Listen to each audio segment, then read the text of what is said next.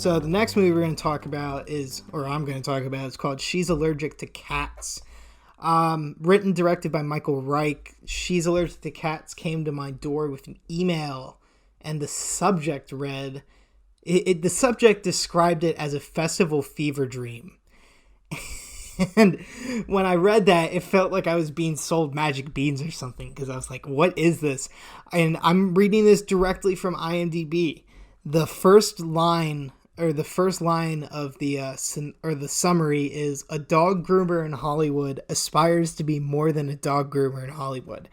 And if you look at the trailer block, the picture that is sitting there is of a shirtless man getting hit in the face with a bunch of bananas. Okay. Yeah, and I was like, okay, I need to see this immediately. You pegged my interest. Keep going. Yes. I have to admit, like, in the first scene is like, I didn't know what to feel. It's a very slow, sensual experience of grooming dogs. Like, he doesn't do anything to the dogs, and you find out that it's actually the guy who owns the grooming shop that's talking to him.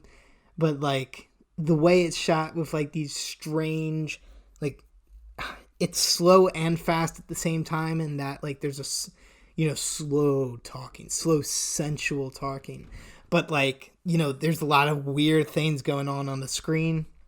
I wouldn't be surprised if people at festivals were like, okay, this is going to be too weird for me, I'm out.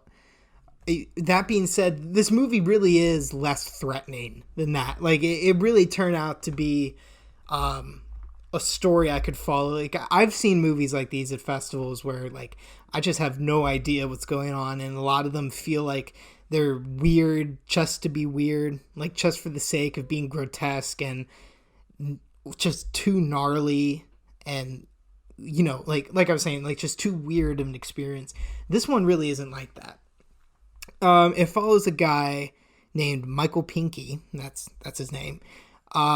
Yeah, and like I said, he is this dog groomer, and the movie is really him trying to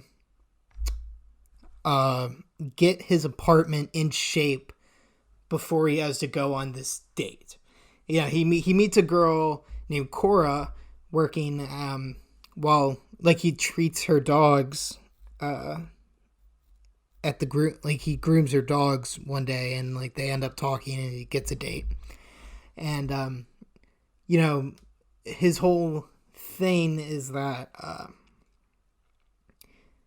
he wants to get his apartment's in real bad shape. He has a real bad rat problem. His landlord, a street performer named Honey, is being totally unresponsive, and, like, his best advice for getting rid of rats is looking up what rats are on Wikipedia, that sort of thing. But he's working to try and get this done because he really likes this girl. There's that, the Ted Mosby talk, like, she might be the one kind of thing. Meanwhile, he's also, like I said, this is take place in Hollywood. He is an aspiring filmmaker. He creates experimental films. I think he calls them video experiments. And the one that he really has his eyes set on is a remake of Brian De Palma's Carrie, which I think we've talked about on this podcast several times, starring cats, and specifically just the final sequence of the cat getting, like, torched in or drowned in pig blood. Very strange setup here. So what I can say is that, like, the movie starts, like, the day that he meets this girl, and it ends right after the date. So, like, it's a very thin timeline, or a very short timeline with a very thin narrative. And a lot of the experimental stuff is based on illustrating this man's anxieties and his fears of what like the date could be. And what's interesting is when the story when the story falls, or when the character rather, when Mike incidentally falls onto himself and accidentally sabotages his own success, or like his, I don't want to call it success because it sounds like the woman's the objective, and like that's not what we're trying to say. But like, you know, he wants to impress this girl, and like, you know, the lengths that he goes to end up sabotaging his chances with her. Or they get awfully close to.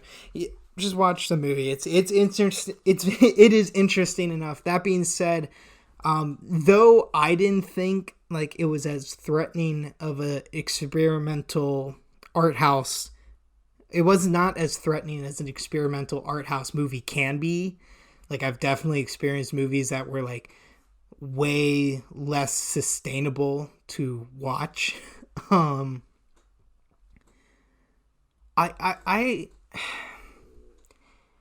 They're like it. I like, this is the mind space that I was in the whole movie. Like right. Yeah, like I you know, you just don't know how to react to a lot of it. It is very weird. But I can't say I didn't enjoy it. The story, I could follow the story. It has like this VHS aesthetic about it, where it's like very grainy quality, and it actually makes the movie sort of feel like a relic in that way, like something like that old VHS that you found like in your uncle's basement that you blow the dust off of and like put in the player. It actually, it feels like that. And I've seen movies that are based on characters watching those kind of VHSs that they found, and it feels like that, like some crazy thing that you just find one day. I like this. I liked it enough to give it a 3 out of 5. I thought that the story, you know, it falls in the trap of like not really doing a whole lot. Like, you can follow it, but there's not a whole lot of action going on. I don't think the movie is as intelligent as it thinks it is. I feel like that's something that you say, like something that is said about art house movies a lot, especially the experimental ones. I don't know how much is being said. That being said, like I liked there were cool transitions between like the anxieties, between Mike's anxieties and then like the next scene, or like, you know, like the snapback moment where they're, you know, where he's back in real life. I actually described them as like Gilliam-esque, like Terry Gilliam kind of animated sequences that would always pop up in, you know, any of the Python projects or some of his own films even. So yeah, like I enjoyed some of this, and I'm going to give it a 3 out of 5.